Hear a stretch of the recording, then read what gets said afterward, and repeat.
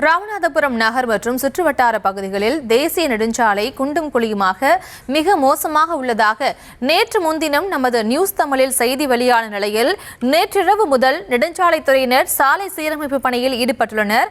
இது தொடர்பான விவரங்களை வழங்குகிறார் எமது செய்தியாளர் பூபேஷ் சந்திரன். வணக்கம். மேலும் விவரம்.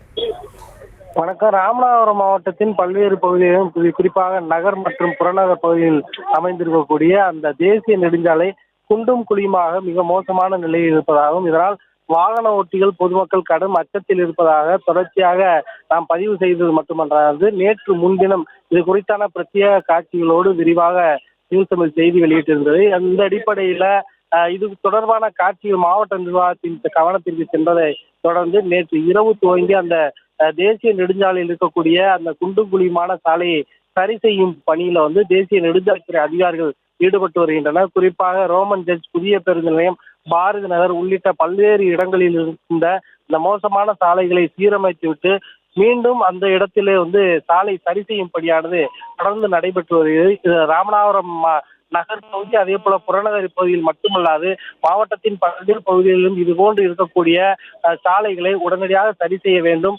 பொதுமக்களுக்கு பாதுகாப்பான பயணத்தை வழங்குவதற்கு நெடுஞ்சாலைத்துறை அதிகாரிகளும் மாவட்ட நிர்வாகமும் உரிய நடவடிக்கையை தொடர்ந்து துரிதமாக மேற்கொள்ள வேண்டும் என்ற வலுவான கோரிக்கை எழுந்துள்ளது. விவரங்களுக்கு நன்றி பூபேஷ்.